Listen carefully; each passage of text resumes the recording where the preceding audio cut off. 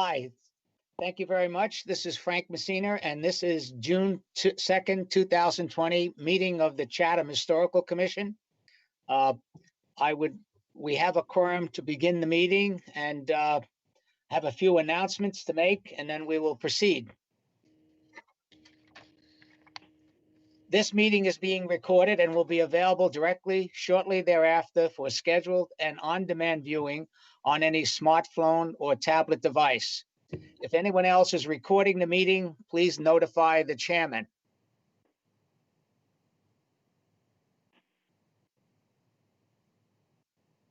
Pursuant to the Governor Baker's March 12, 2020 order superseding certain provisions of the open meeting law, General Law C-30A 18, the Governor's March 23, 2020 order imposing strict limitations on the number of people that may gather in one place, this meeting of the Chatham Historical Commission is being conducted via remote participation.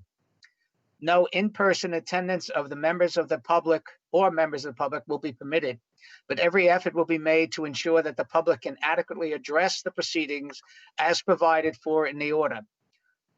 A reminder that persons who would like to listen to this meeting while in progress may do so by calling the phone number 1-508-945-4410.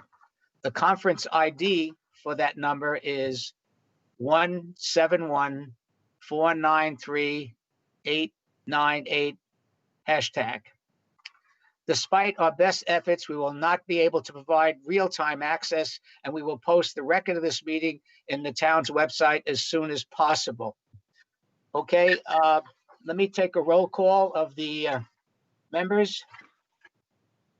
Vice Chair Bob Lear. Here. Ben Solozinski. Here. Stephanie Hamilton. Here. Jane Moffett. Here. Don Aikman.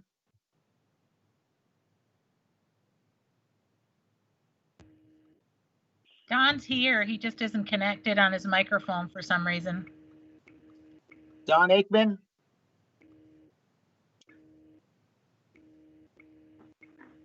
All right, I'm going to move on. Steve Burlingame, alternate number 1.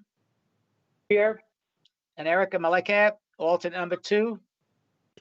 Yes, it's Mill Mackey, Frank. Mill Mackey, from henceforth known as Erica. The chair, Frank Messina, is present. Okay, we have a full quorum. At the previous meeting, I believe that Mr. Burlingame acted as the alternate. Oh, but we have all of them. And so at this particular meeting, Erica, you will act in Sandy Porter's place.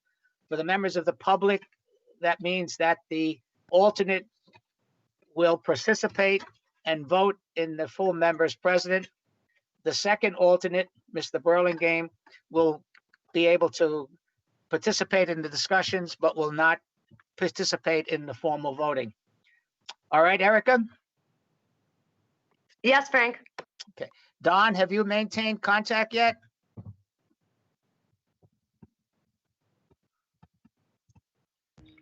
Frank, I can see that Don has joined the meeting, but he's having problems with his microphone. I will try and reach him on the phone again if you like.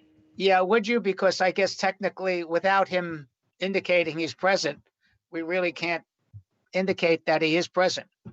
Okay. Katie, I guess you agree with that? Mr. Chairman, Bill Riley. Yes, sir. I suggested Don call in on the telephone. Well, we'll if he try can't that. get his microphone to work. Thank you, Bill. It's a good suggestion. Michelle? Hi, Frank. This is Allie. Michelle is trying to call Dawn right now, and she's going to suggest about the mic calling in. Okay. All right. In the meantime, I think we've taken care of all of the upfront administrative business. Let's proceed to the issue of the minutes on the agenda. We have 2 sets of minutes. The first set of minutes is from our April 21st, 2020 meeting.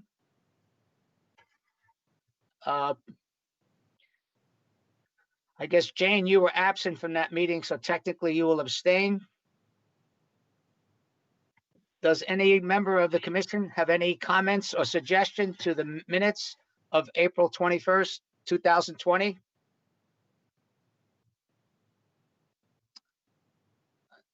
The chair has some comments. Ally, Yes, Frank?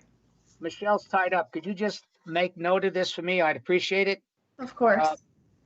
Under the hearing, 20 Gammys Lane, the second paragraph makes note that the commission, what the contractor said, and then it jumps right into the motion. And there's a significant element of that, the minutes, which was left out. And I'd like to suggest that we hold the minutes. Specifically, the comment was that the commission was not happy with the work that was proceeded, and without permission from the commission or the building inspector, and that a letter was authorized by the commission that the chairman write to the building inspector relative to the contractor being put on notice or comment relative to the demolition which occurred. So if none of the members object, I would like to see the minutes corrected to include that information, especially since we did write a letter and it was forwarded to the building inspector. Frank, it's Bob. It should Yes, be the sir. building commissioner, I think. Building commissioner, you got it. Thank you. All right. Is everybody fine with that? We don't necessarily have to do a roll call. We're going to put off the minutes to the next meeting. I'll do a roll call on that issue anyway. Bob, Yes, Ben, I abstain for personal reasons on that whole thing. thank you. Stephanie, Yes.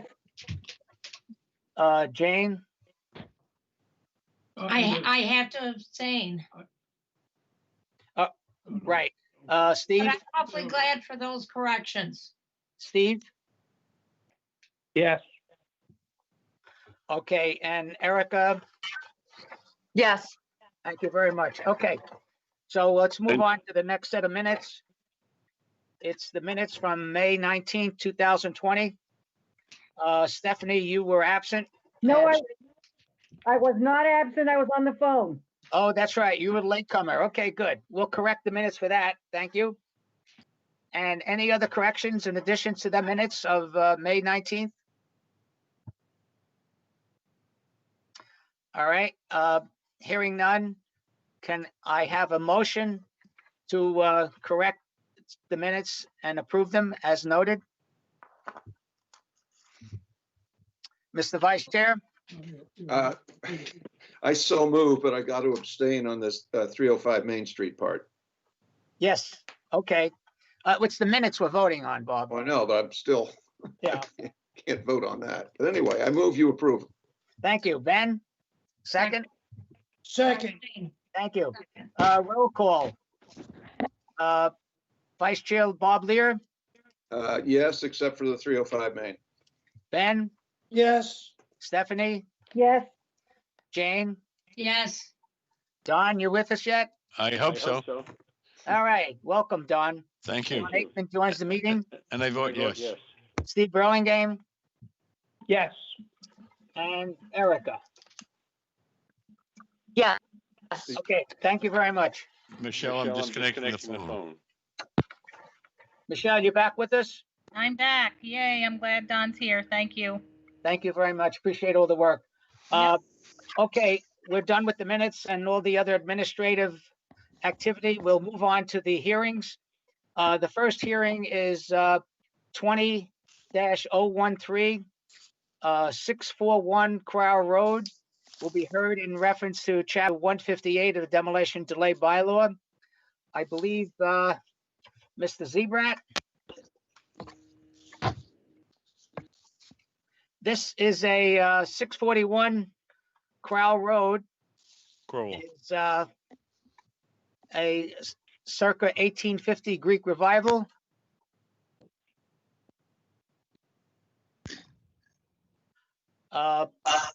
And Mr. Zebrat? There is a Form B on the property. So hopefully you folks have taken a site visit and also looked at the Form B, et cetera. Mark?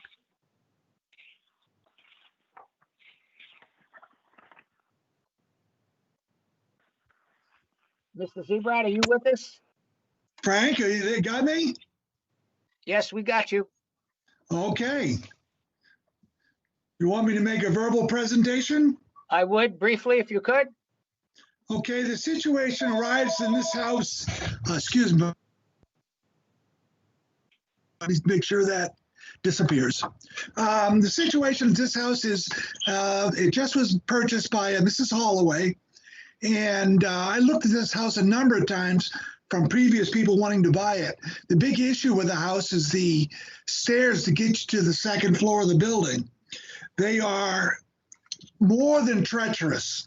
They're about 6-inch wide risers and a very convoluted arrangement, very difficult to go up. Asked me to do was to project that front entry unit, bring it out enough so we could put in a code conforming set of stairs. That required me to push that entry unit out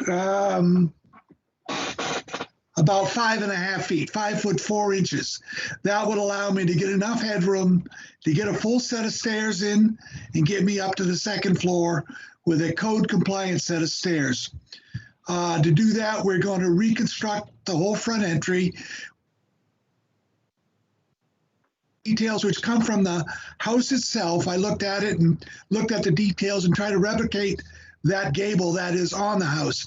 Originally, I thought I would do a flat roof out there, but in order to do a flat roof and gain the amount of headroom I need at the interface between the entrance and the building meant I had to bring it out about 12 feet, which did not look appropriate at all.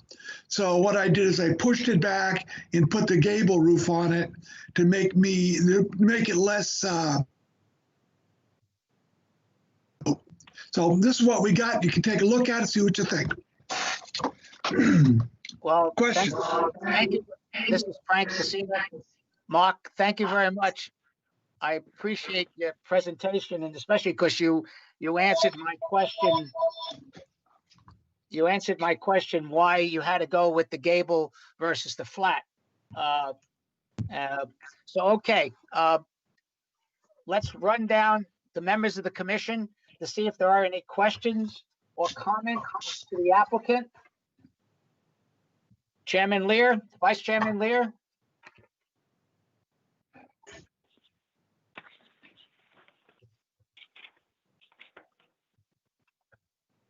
Bob?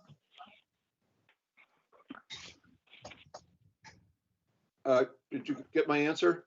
No, I didn't hear it. I'm sorry. I must have flicked the mute. It is a gorgeous house. I'm familiar with the stairway situation, and I agree with Mark. No problem. Okay. Ben? Can you hear me now? I'm just wondering, you're coming out. I have no problem with the gable. I'm just wondering how it'll be when you're going to come out 5 feet though. So is the whole gable going to come out 5 feet? Yes, the whole gable will come out. It'll be just like a little foyer coming off the face of the building. Well, it'll be an open porch, right? I mean, you're not gonna, or are you gonna close it? Close-in foyer. An enclosed foyer. Okay, no objection. Stephanie? No objections, and I love the colors used on the house. Jane? I think it's a tremendous improvement because the whole facade is so flat. I think it will add to it. I like it. Thank you. Don? I agree with Jane. Okay. Steve, you have any comments? I just think it's very nicely done. Great. Erica? Yes, I agree with the board. And when I first looked at it, I think it will add to it. I think they actually care, and fantastic. Good luck. Very good. Okay, we seem to have a consensus. Any members of the public wish to speak for or against this application? There were no communications. And hearing none, I'll take a roll call relative to a motion. Mr. Lear, Okay, I move that the Chatham Historical Commission find that the building structure located at 641 Kroll Road is historically significant because it is in whole or in part 75 years old or more, and it's associated with one or more historical persons, and it possesses architectural value or significance in terms of period and style. I'll second Steph Hamilton. thank you, Steph. All right, any other questions or comments? Thank you. We'll do a roll call. Bob Lear, Yes, Ben Solovinsky,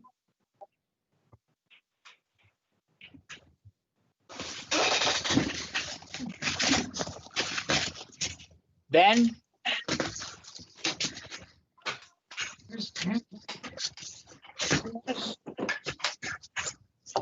Dr. Solovinsky, You can't say it right. you've got the mic muted, Ben. All right, is it unmuted now? Yes, Can you hear me? And the answer is yes. thank you. Stephanie Hamilton, Yes, Jane, Yes, Don, Yes, Erica. Okay, Yes, thank you. Bob, did you combine those motions? what is that noise? I can't hear. Yeah, somebody has their mic on. Frank, I did not combine them. I was about to deal with the Thank you. demolition delay part. Thank you. Ready? Please. Okay. Chatham Historical Commission also finds the proposed work to be done dated May 5th, 2020 will not materially diminish the historic significance of the building, and therefore the commission does not impose a demolition delay. second, Who was that seconding? Jane. Jane, thank you. All right, roll call if there are no other comments. Bob Lear, Aye. Aye. Ben, Aye. Stephanie, yes, Jane, Yes, Don, yes. Erica. Thank you, Bob. Yes, Thank you. How does the chairman vote? Sorry about that. Chairman votes yes. Thank you very much, Don. Keep me on my toes. Okay. Again, thank you very much.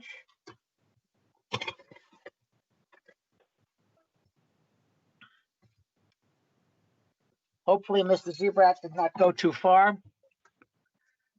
The second hearing this afternoon is application 20014, 193 Main Street. And we're hearing this only under chapter 158, Michelle, because it's not 25%. Yes, correct. Okay, all right. Ally, you have information on the screen if you can take it off. And put on the 193 Main Street. Again, this is to be heard in chapter 150, on chapter 158, the demolition delay bylaw.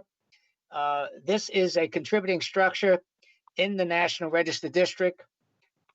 But because the application is less than 25% of the gross floor area, and the residents, we're not hearing it under the Cape Cod Commission, only under chapter 158. So this is the iconic Greek revival on 193 Main Street. It's circa 1800. And I guess, Mr. Zebrat, you're going to present again? Yes, sir. Do you have me? Yes. What's we're going to do? We're hoping replace an existing dormer that is on the building as you see in front of you. If you can look at the photographs I sent, really don't reveal the conditions of that dormer on the inside. It was newly replaced, probably maybe in the 70s. I don't have a accurate date as to when the work was done because I couldn't really get into the town hall records, find out when that remodeling was done. But when you're on site and you look at it, you could see substantial that have occurred in the newer part of the structure. So the owner wants to basically remove that existing dormer to get rid of all the mold and mildew that's there and replace it with the same scale, size, and finishes, except add an additional 2 more windows, as you can see in the elevation that I prepared for the drawing. Pretty much a simple renovation, pretty much looks the same as it does now, except additional 2 windows. And really, we're not touching any. All the stuff we're removing is new materials that was probably done in the 70s or 60s. Okay.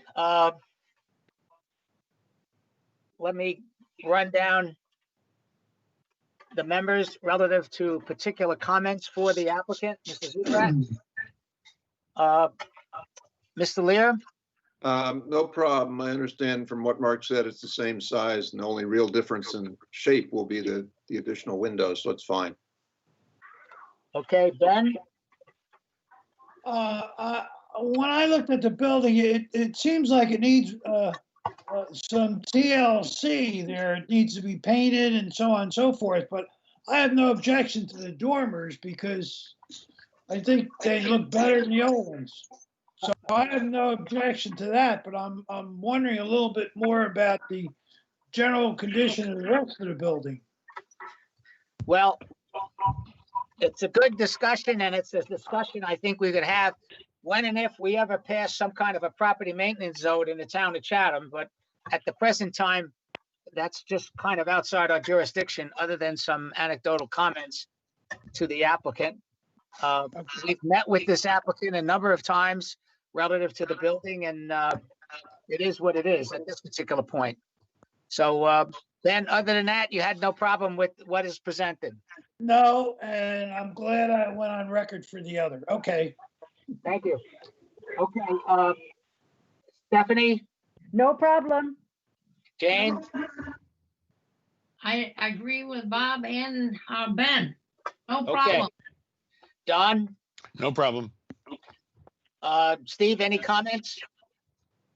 I think to answer Ben's question, the repainting is waiting until raspberry paint goes on sale at Sherwin-Williams. We'll move on. Erica? I have no problem, but I do strongly agree with Ben. I thought the same exact thing. Okay, the chair agrees with the modifications as presented. And relative to paint colors, we will move on. Okay. I like to remind people that the Parthenon wasn't white when it was built. Okay, we need a motion. Any members of the public wish to speak for or against the application?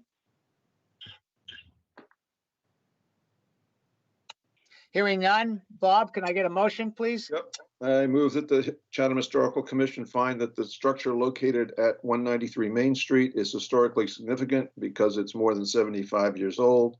It's a contributing structure in the Old Village National Register District, and it's associated with one or more historical persons or events and possesses architectural value and significance in terms of period and style.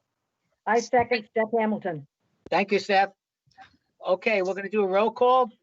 Chairman, Vice Chairman Bob Lear. Yes. Ben? Yes. Stephanie? Yes. Jane? Yes. Don? Yes. Erica? Yes. And the chair votes yes. Okay, 2 for 2, Mark. Very good. Thank you. Thank the board. I thank the board very much. I'm sorry, did you have something to say, Mark? Yeah, I'd just like to thank the board for allowing us to get this kind of business done in these difficult times. Thank you. Thank you very much, and thank you for this town staff, as well as Ms. Donovan and Michelle and Ally and all the other folks who are trying to make this work. Trust me, it's a lot of work getting everything organized. Frank, What? excuse me, this is Michelle. We need a second part to that motion. Oh, sorry about that. I'm moving too quickly. Thanks, Michelle. You're welcome. Ready, Frank? Motion, Mr. Beard? Frank, you ready for the motion? Frank, Yes, sir. you ready for the motion? Yes, sir, please. Okay. Chatham Historical Commission also finds that the proposed work to be done dated May 6, 2020 will not materially diminish the historic significance of the building, and therefore the commission does not impose a demolition delay. Second, Who's second, please? Jane. Thank you, Jane. Okay, any other discussion? Hearing none. Bob Lear, Yes, Ben, Yes. Stephanie, Yes, Jane, Yes. Don, Yes. Erica, Yes, and the chair votes yes. Thank you again, Mark. Okay.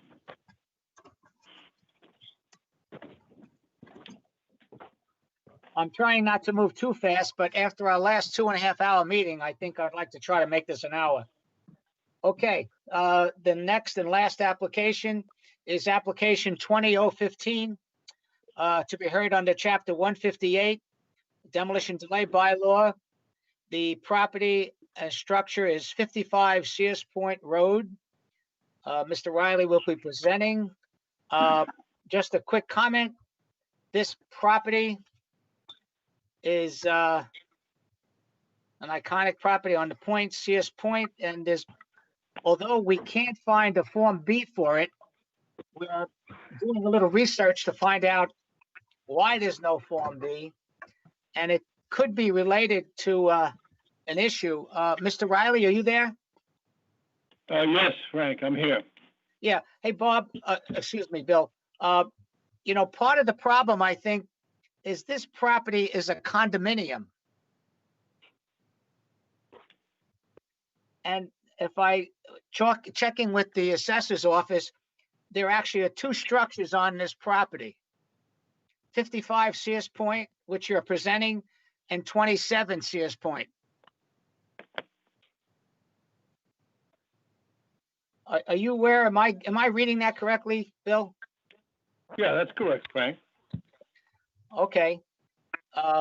And so the only thing that's being presented here is 55, not 27. That's correct. In the with me today is the architects for the proposed new structure, Doug Dick and Allison Grigoli. They're also present. And the new owners of 55 are the Popchin sisters. They are the great-grandchildren of Louis Brandeis. Their family owned several acres over on the Oyster River from the 19-teens until deaths in the family forced the sale of the property, their portion of the property. And they've been trying to get back on the water ever since. They were delighted to be able to acquire this property. There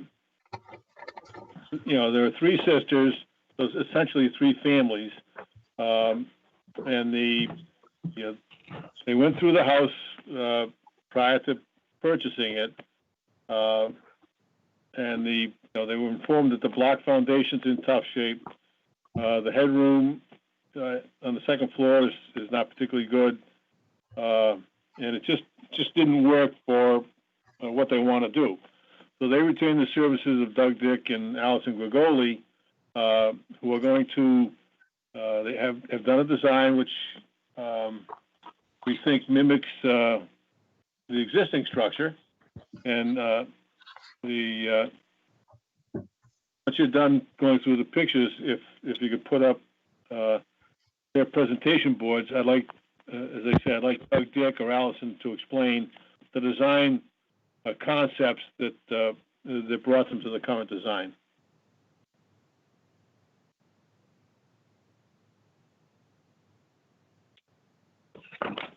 So Doug and Allison, you have to unmute yourself. This is Doug Dick. If you'd like me to begin, I can describe the proposed structure.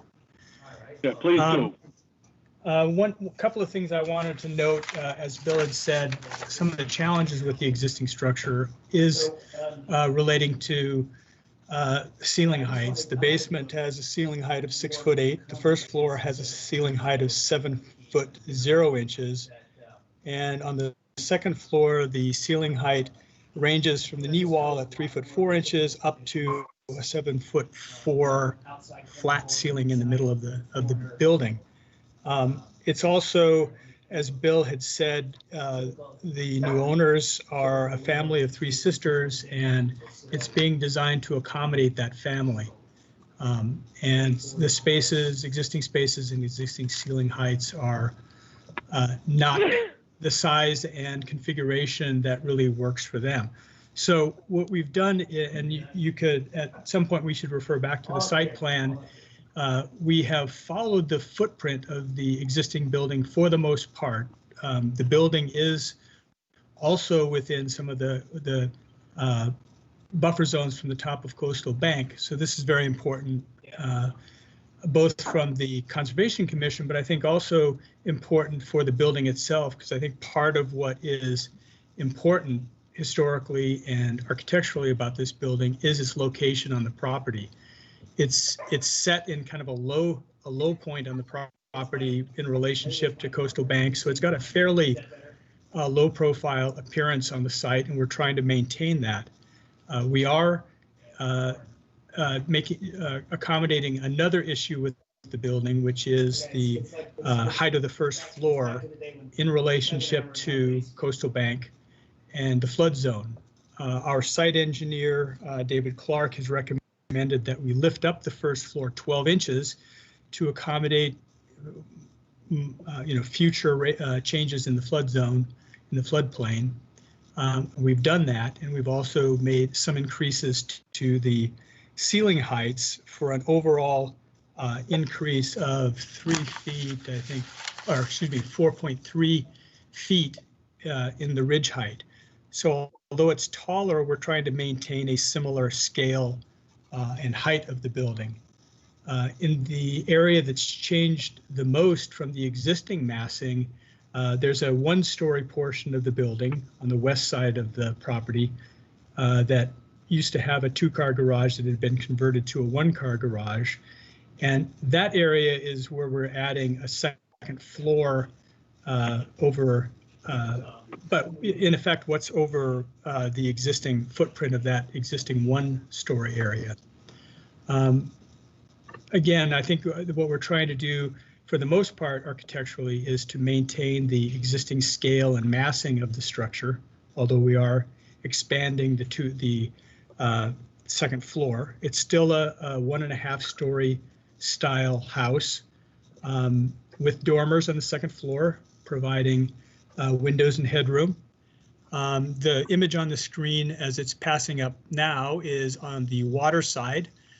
You'll see that we have mostly traditional double hung windows with the exception of some of the first floor rooms, which have large lift and slide windows.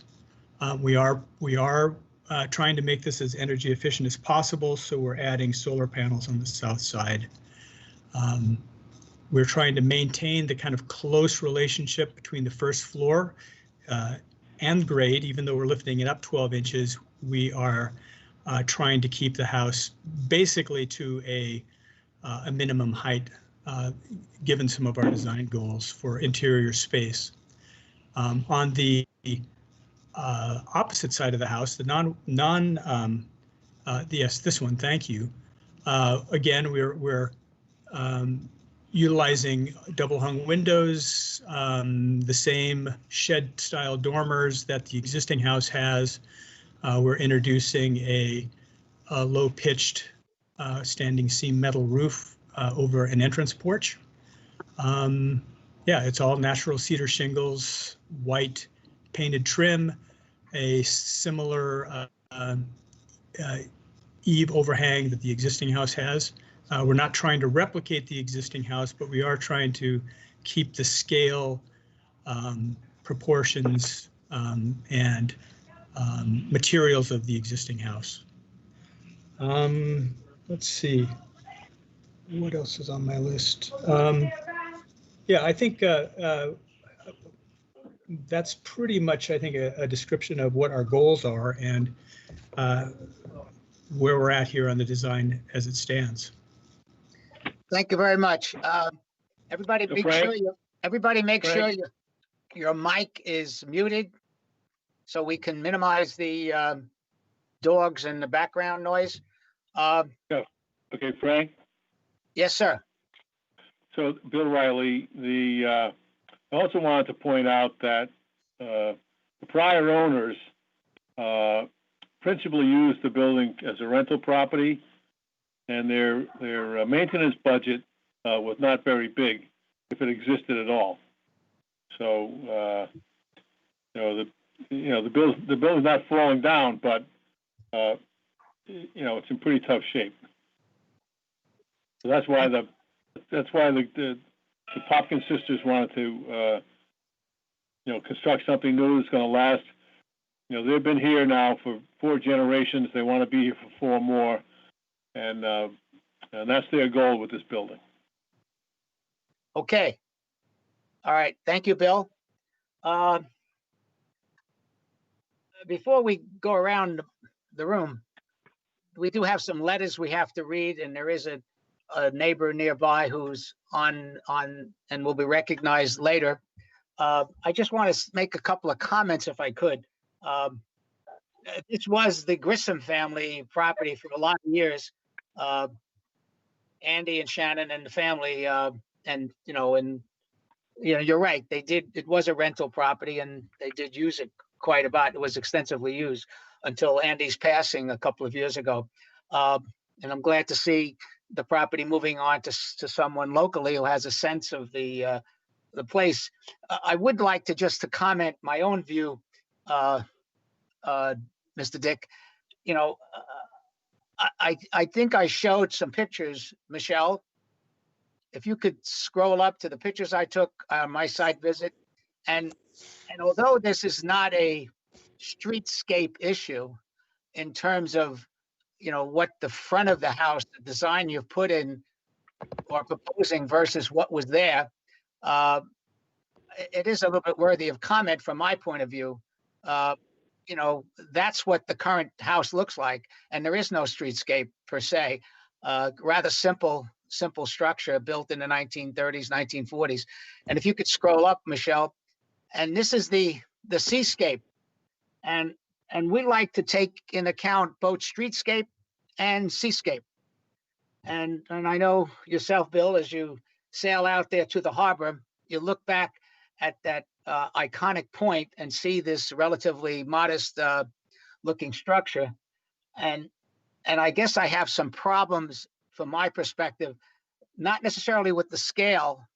If you can go back to their drawings, Michelle, not necessarily with the scale of the, and I understand what you've tried to do with the scale and the massing, and I appreciate that.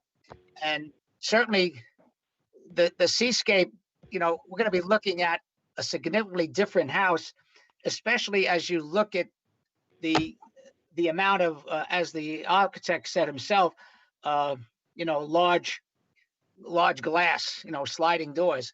And I'm not looking for you, in my opinion, to replicate exactly what was there, but maybe a little bit more homage to what was there in terms of that much glass and that we're looking at. So just things to be, considering before we lose this iconic house in this iconic place that we all see when we sail in and out. Having said that, that's just my comments generally. Why don't we go around and ask other members how they feel about it?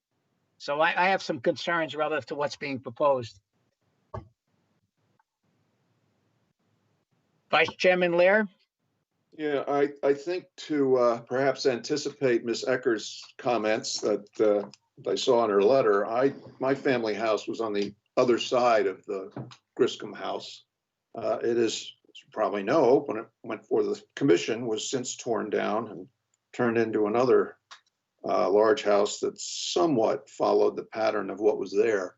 I'm not too sure I can be convinced that the Griscom house is historically significant, that we need to get into what would go up. But I do have a feeling of loss, but I'm not too sure that will allow me to vote against it. Thank you. Ben? Yeah, I have a few questions, and some of it is to educate me. Someone recently bought this house, and they did not get any land with it because it's a condo. And they're going to slightly enlarge the footprint. I don't understand, if you didn't buy any land, how you can enlarge the footprint, number one. Number two, is it, because it's a 1940s, is it historically significant, or was it just bought straight out as a tear down? In other words, you looked at it, said, we like the spot, don't like the house, we're going to tear it down. And so I'm wondering if that's part of it, and if there really is any significant history associated with this, except for some sentimentality. And I also don't know how, if you don't have any land, how can you enlarge the footprint?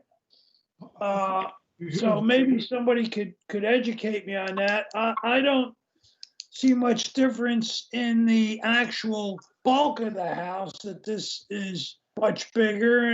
And I guess if the other houses on the property don't care if you raise it a foot, why should I?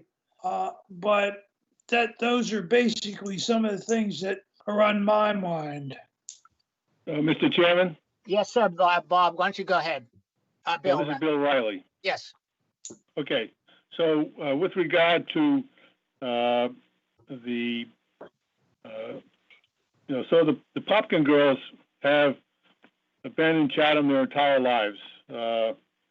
Their family property used to be over off Skunks Neck Road, in a home that their grandmother built back in the 1920s. It was the family, as their parents' siblings, basically forced to sell that property. They've been trying to get back onto the water ever since. So they have a tremendous a sense of Chatham, and so when they first looked at the property to see if it could be rehabilitated, and under the terms of the condominium,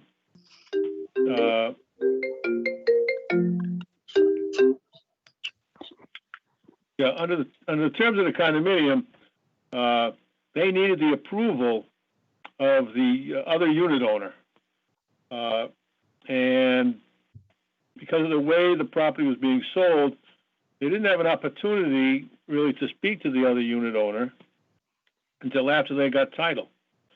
And then they made a further study of the building and really decided it just didn't work for them. Now, when you think of some of the houses that are being built in Chatham, a full 2-story gambrel thing, those are the kind of things that that they could have proposed, but because of their sense of Chatham and the fact that they wanted they wanted something that worked for them, but they didn't want to shock the conscience of the town either. So they interviewed a couple of architects, and they came up with Doug and Allison, and who studied surrounding structures with the idea of designing something that, well, it would have big windows because that's where the view is. So, so that's how they came sort of the mass and scale of the building. And I really appreciate Bob Lear's comment in that regard. With regard to the expansion, it's a little bit on the technical side, Ben, but this condominium was created with what we call an exclusive use area. So if you read the document, you see that the limits of the unit are the exterior surfaces of the building, and but there's basically an acre and a half or 2 acre piece of the properties. Overall, it's over 3 acres. There's what we call an exclusive use area. And then under the provisions of the condominium master deed, if the other unit owner agrees with the proposed changes, then they're able to go forward. So the other unit owner is a gentleman named Tim Daly, and so they consulted with Mr. Daly, provided him with copies of the drawings, and his comments were, well, it's okay. The existing building's in tough shape. I knew you were going to have to take it down. So there's somebody who's more familiar with the building than anybody else because he's a Griscom. So so I hope that answers the questions, Ben. I mean, that's how we got to where we are. All right, I just have one last comment and then it's gonna do it. It just seems a little funny to me if I was gonna go out to buy a house, to buy it and then say, this doesn't work for me. And my point was, why'd you buy it to start with? But rather than vice versa. But I guess maybe I'm not on page 2020. So here we go. Okay, thank you. Well, Okay. if I could make one very brief comment to that. My clients are, they're not lawyers. They're not all connected into, what the regulations are, and so they came into the thing, the purchase that is, knowing they wanted to be there, and they know that they were going to have to make changes to the building. It was only after they actually owned the property that they made the decision that the building had to come down. So whatever that's worth. Thanks, Ben. Okay. If I could. Thank you, Ben. Keep rolling. I think I may have a problem. Mark, can you hear me? Frank, this is Ryan. I can hear you. Okay, I'm getting feedback on my end. It looks like you might have been logged in twice. Yes. Okay, so I muted one of you. Maybe? Yep, I muted one of your logins, so you should be fine. Okay, great. Thank you very much. I'm still getting feedback at this end, but I'll proceed. Stephanie, comment? Yeah, I'm wondering a lot about the historic significance of a 1940 house. I'm also curious as to, in the 1940s, how much metal was used for roofs and stuff on buildings. Your question was how much metal? Yes. Yeah, probably Bill Riley, probably very little. That's what I thought. That's why I was a little concerned about metal roofs and things. Oh. Well, the only metal roof is on the front porch, Stephanie. Right, I know. Okay. Stephanie, in terms of your history, like I said, unfortunately, we're at a disadvantage here because the Form B, if it exists, is just not able to be put forward at this particular time. As it relates to the historical significance of the property, members, this property was owned by Sears, and we all know the history of Mr. Sears, and it's called Sears Point for a very good reason. and his involvement in Boston and his activities. So it's a very historic part of the town. And this property was purchased by Andy Grissom's father, the current owner, which was the Grissom family, their father, who bought it from one of the Sears sister, who was a spinster lady at the time. So as it relates to historical significance, that's where I'm having a little bit of a heartache seeing it go, because it was built as an old Cape Cod house. But let's proceed. Jane, any comments?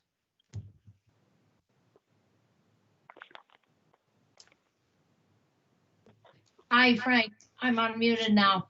I agree with your first comments completely about those windows and wish they could maybe even be 6/1 instead of a whole wall of glass. I appreciate the fact they're trying to stay in the same footprint, but I think the north elevation is quite charming, and I wish they could have somehow or other incorporate that.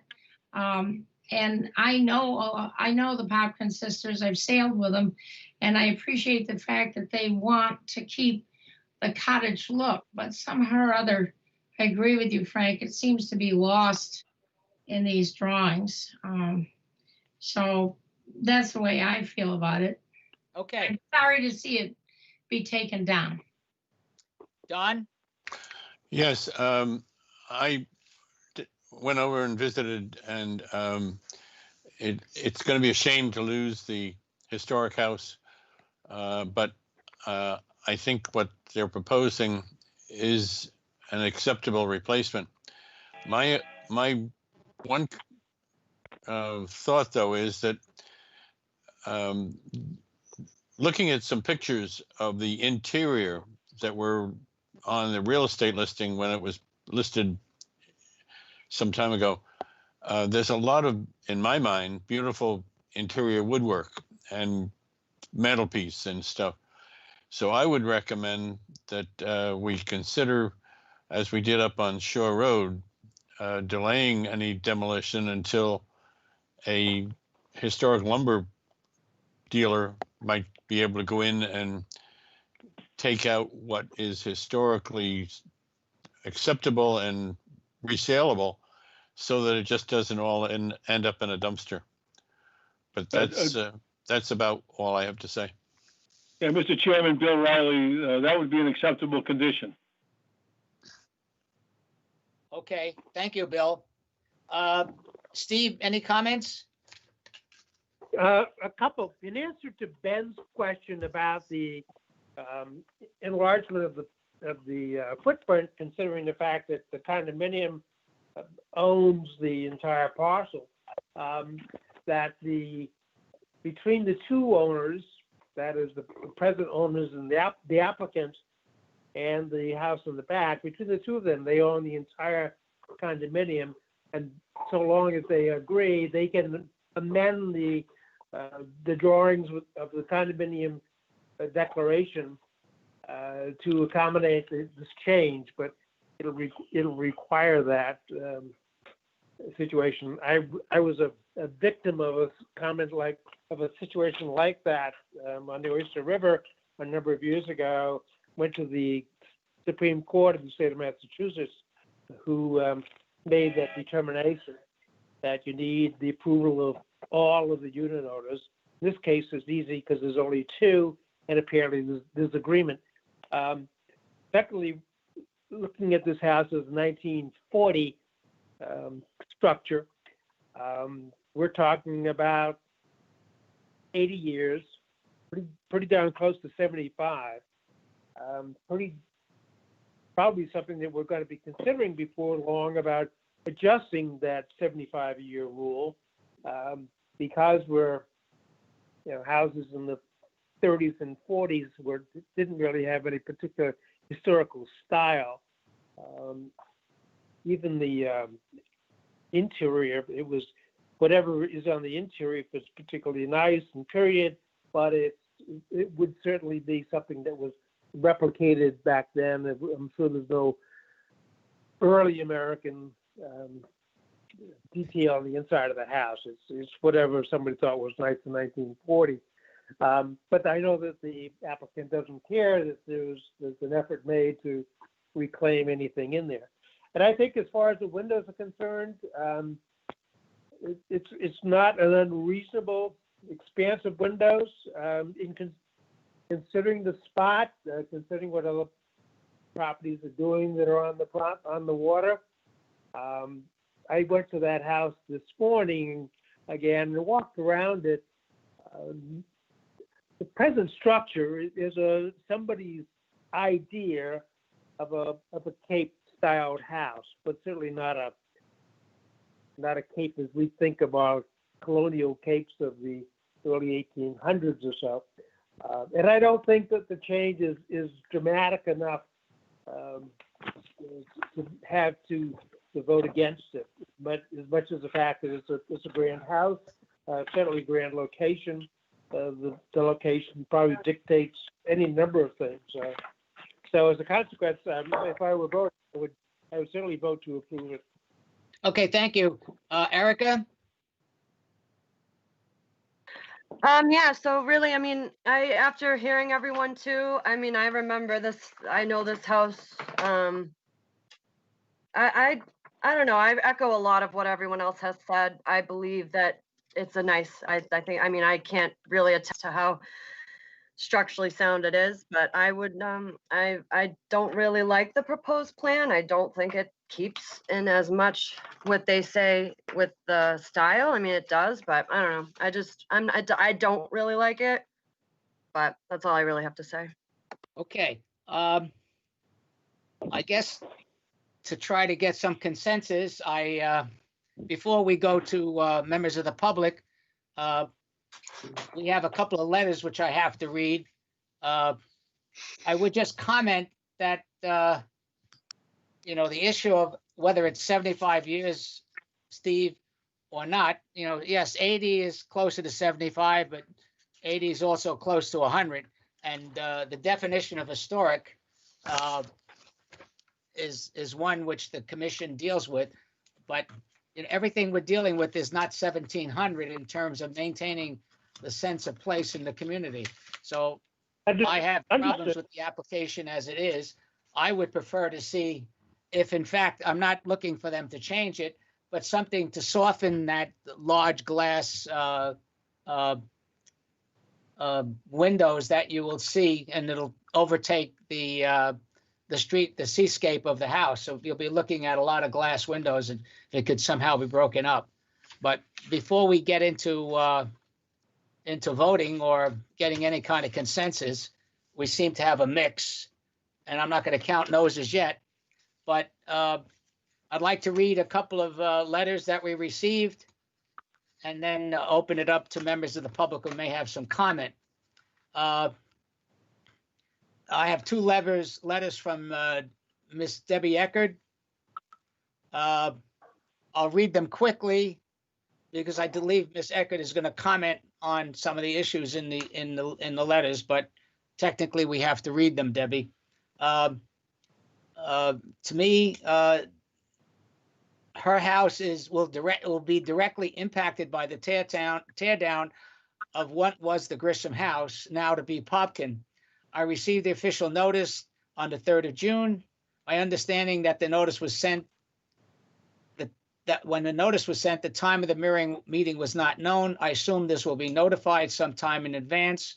I certainly intend to participate, and I hope I can figure out how to do so. So obviously Debbie has figured out, and she's online here.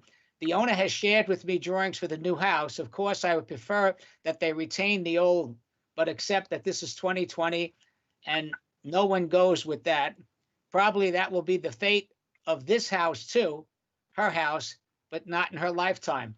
So Debbie, the fact you're going to live another 100 years, I think we can look forward to seeing your house.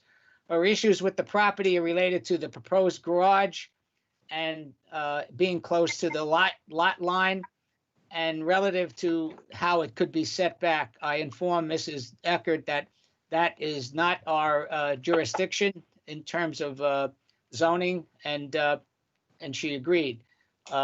And there's some personal comments at the end of the letter, but that is the essence of it. The second letter, after I spoke with Ms. Eckert to let her know she can participate and gave her the date. My relations with the new owner are friendly, but I will need to pursue the issues with the board you name. The ownership history of the house proposed to be torn down. Sears Point was bought by William Sears in the late 19th century. Okay. Sears was a prominent Boston architect, and he was the architect for the Isabel Stewart Gardner Museum and the Old South Church on Copley Square. When he died in 1920, his land was distributed to his three daughters. Our house was owned by the most elderly Ruth Sears Reed. The house that before the commission was owned by his sister, Edith Sears.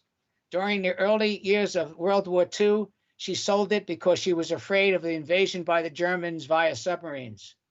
The owner was a prominent scientist at the Harvard faculty and the first director of the Museum of Science, Ludlow Grissom.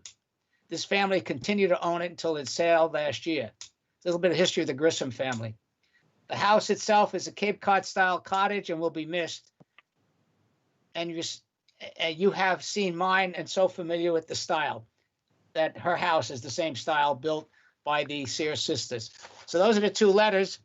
At this particular point, I'm going to ask any members of the public want to speak for or against the application. Debbie, can you speak up a bit? I'm Deborah Ecker. Is it time for me to say something? Yes, you got it, Debbie. Okay. Well, I've been interested. First of all, I need to correct Lawyer Riley that the address is not 55 Sears Point Road. Sears Point Road at the intersection that is close to 70 Sears Point Road. Sears Point Road turns directly left or east, and there are three houses on it at the moment. The road that our house and the house that you're talking about is on is called Sears Point Lane. I personally saw to that name. It involved going to the planning board, going to the board of selectmen, and going to town hall. So I speak with authority about that. I certainly have been appreciative of the comments of your commission's members about the seascape aspects, because of course there's no real land view of this because the house is tucked so far back in here, but it is going to be very prominent from views from the water. And I too, although I completely understand why the owners want to have those lovely big windows looking out at the view, it occurs to me, and I addressed this to the architect who I believe is on this, involved in this conference. Could he not see to it that there are dividers put into those glass doors? We have one set very hidden back. It's a back entry and facing is connected to the garage.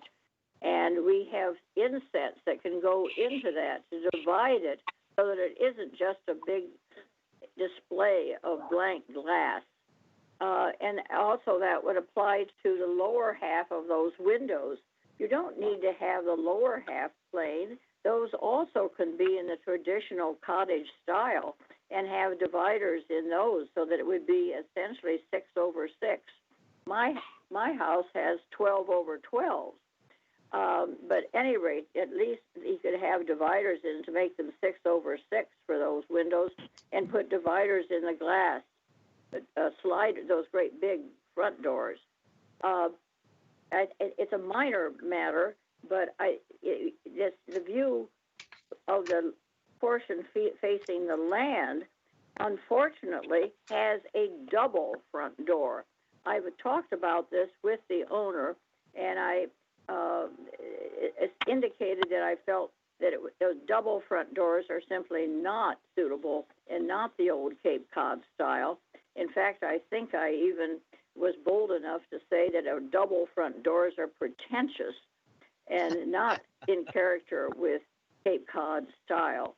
Her wish was to have a wide enough door so that a wheelchair can go through, but I'm pretty sure that can be accommodated without having a double front door.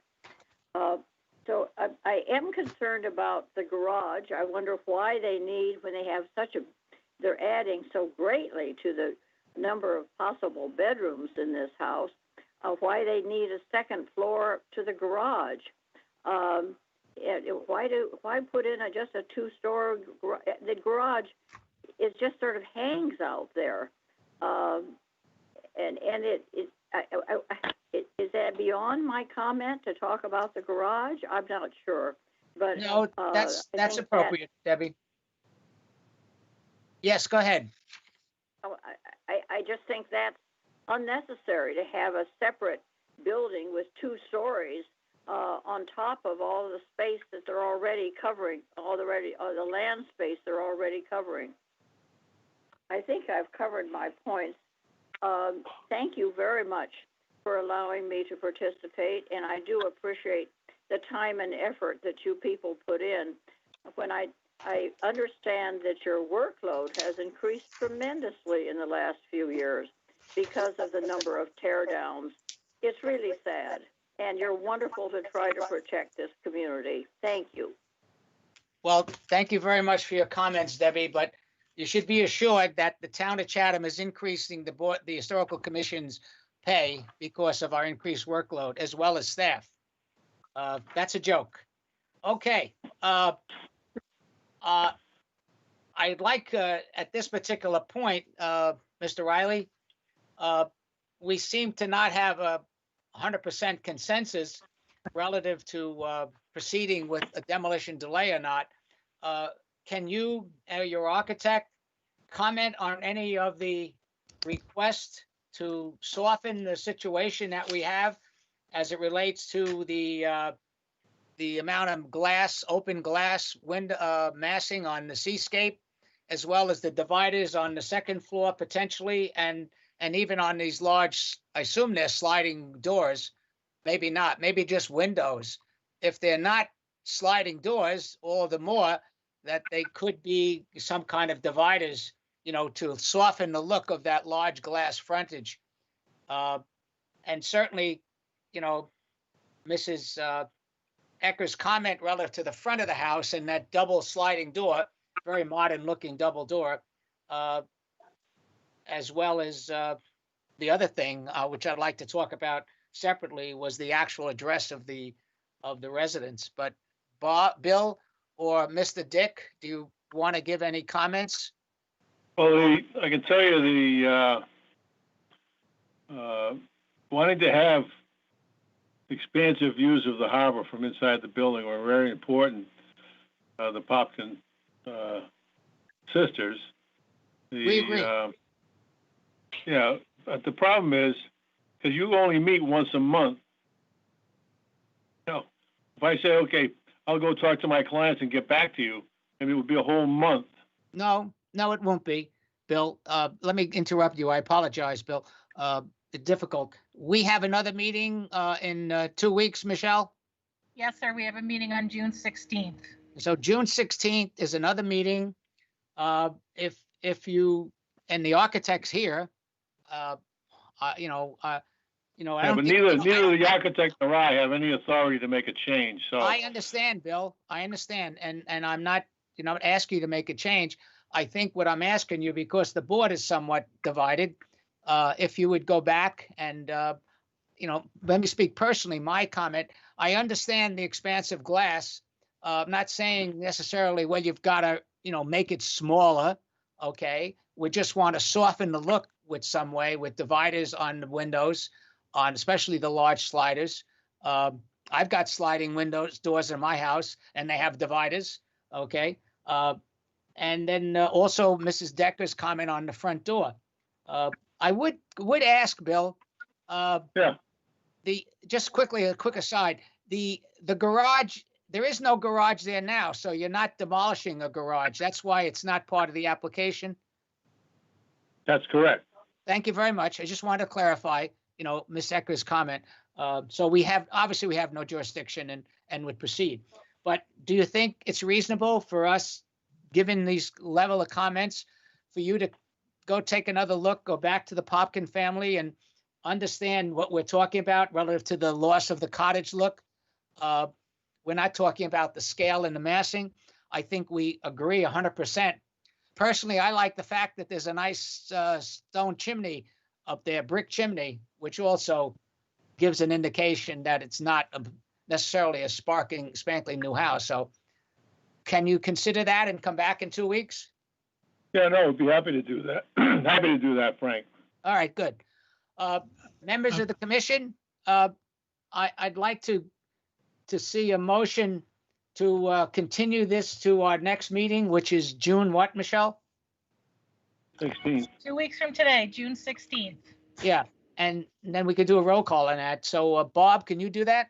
I can. I would like to also, because we don't have a Form B, and I'm not entirely convinced that this house is historically significant. It may well be, but the fact that Mr. Sears owned the property does not get me there. So if there's other information that would provide some guidance on the historical significance, either being associated with people, a particular architectural style or something like that, I'd appreciate that in order to be able to vote for it. Well, I can speak to that briefly. When I re-looked at the application today, I realized that there was no Form B. And Michelle and I had been conversing, and Michelle has been searching the files in the MACRA's database at Mass Historical Commission. So something is wrong, something's missing. And also Eric Dre, our preservation consultant who did the analysis study of every house in town over 75 years, is also looking into it because it doesn't even appear in our inventory. For some reason, this house is a ghost house. It disappeared. And it could be that the problem is, the problem is the fact that it's a condominium and there are two addresses on that lot, 27 and 55.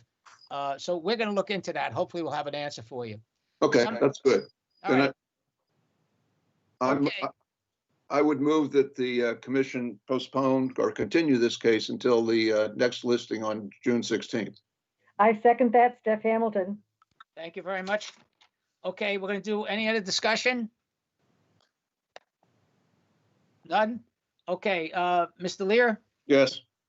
Sandy, excuse me, Ben? Can you hear me now? Yes. I have a few comments before I vote. This whole business to me has been somewhat confusing. I mean, we get into the fact that it's, quote, historic because of Sears, and then it's really not historic. We don't have a Form B. We're mostly talking about design function. And then if I say, it's the reason we're asking it for the delayed to get the Form B or find out what's happening on that. So I think we've kind of talked it out at this point. I appreciate, a vote to continue it or not. But the whole problem is if you don't find a Form B, is it going to make a difference? Ben, we don't know that. So at this particular point, we're asking. Okay, you think that the Form B is going to tell us that George Washington slept there or something? Okay. No, my feeling Ben, is it won't be George Washington. It'll be Champlain. So, yeah, all right. Thank you. I'm voting against continuing it because I don't think that there's going to be anything uncovered, and we're just talking design function here about windows. Thank you. Jane, motion to continue?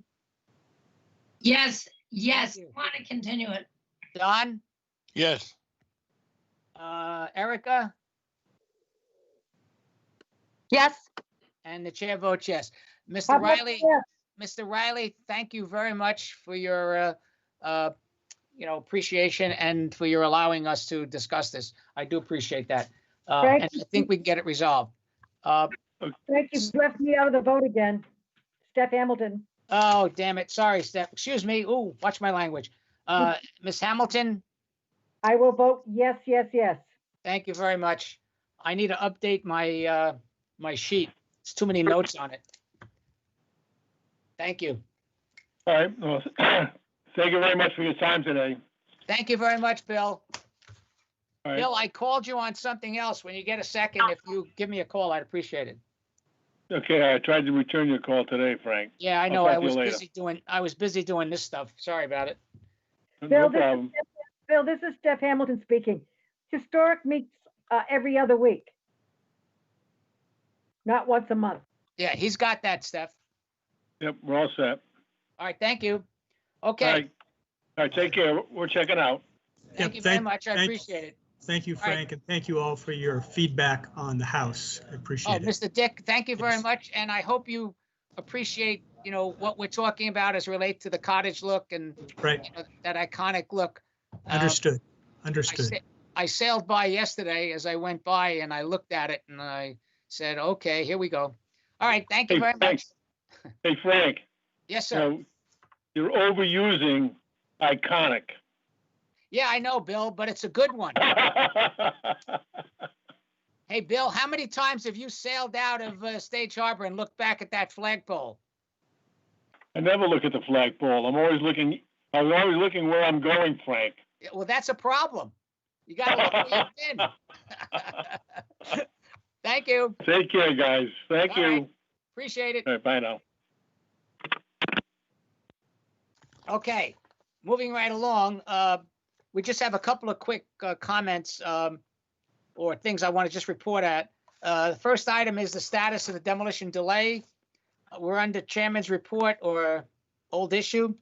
I can report just quickly, 68 Shell Drive is moving along.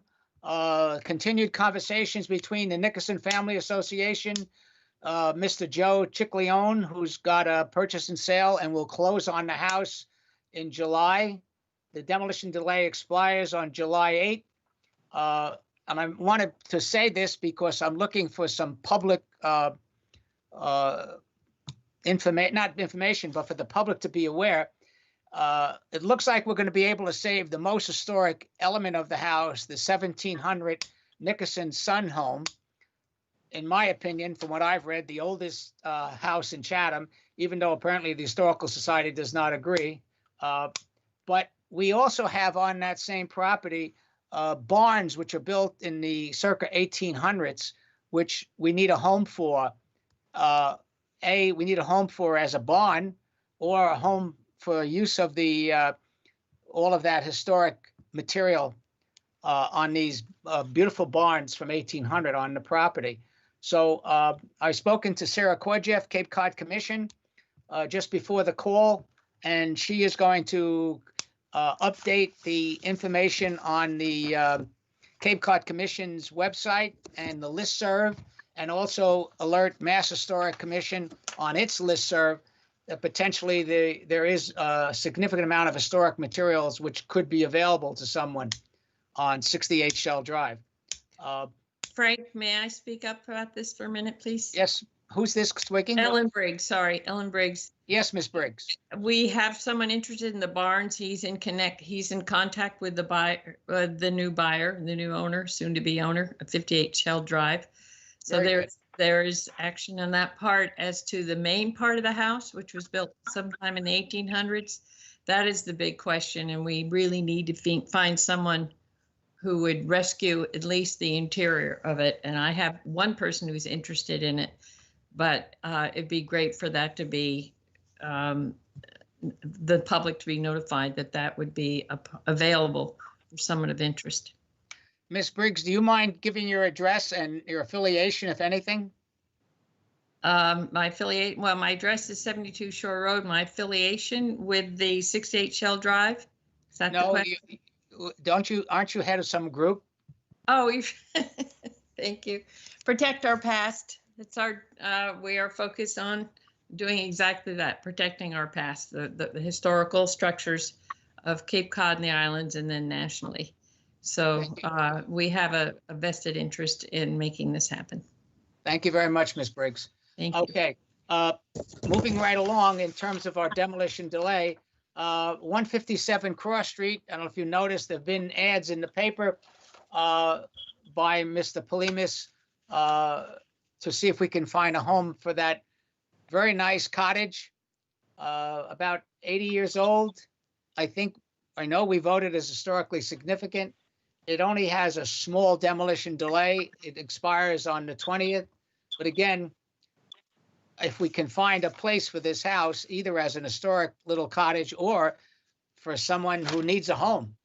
I always get upset when I see these perfectly good homes being demolished for somebody to put up some monster.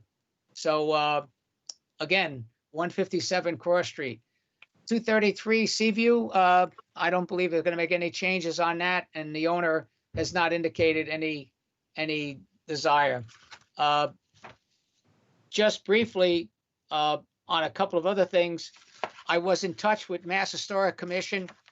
Even though we got, everybody's working from home, there is activity being done on the National Register District application by the Chatham Historical Commission for the South Chatham Village.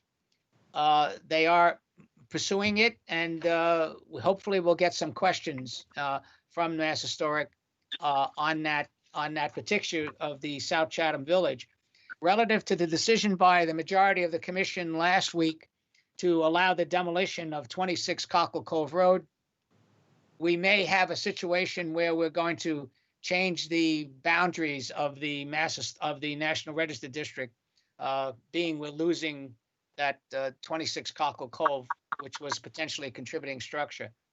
The other thing briefly to report on, Monomoy Theater property, its application for National Register District recognition. Mass Historic Commission is working on the part 1, so hopefully we'll see where we are. I wanted to briefly comment that Sarah Korjeff from the Cape Cod Commission has made a site visit to 305 Main Street. I believe we have her comments, Michelle. No, I haven't received them yet. She told me she'd have them midweek next week. Okay, good. So just so the commission is aware, we did continue that application. Ms. Korjeff was in touch with the applicant's attorney. So hopefully we'll see something different presented next week, or at least some indication of where we are on this iconic structure on Main Street, 305 Main Street. That's it. I feel like a radio reporter here. Any member of the commission have anything else to add or comment on? Steve Burlingame. Nice job, Frank. Nice what? Nice job. Okay, well, thank you very much. Done. Well, okay, we need a motion to adjourn, Mr. Vice Chair. Hello, Ben. Yeah, yes. We didn't make a motion. Bob didn't make the motion. I make a motion to adjourn. I move we adjourn. Okay, I think we have a motion by Mr. Lear, second by Mr. Ben Solozinski, or the other way around. It's all right. Doesn't matter. Okay, yes. Thank you, Doc. Okay, Mr. Lear, Yes. Ben, Yes. Stephanie, Yes. Donald, Yes. Jane, Yes. Steve. Oh, none Yes. voting. Erica, Yes. and the chair votes yes. Michelle, I have to talk to you about getting me a list of the members so I stop messing up their names. So, okay. Thank you very much, ladies and gentlemen. It's trying. I'm going to have another tonic, maybe with something else in it.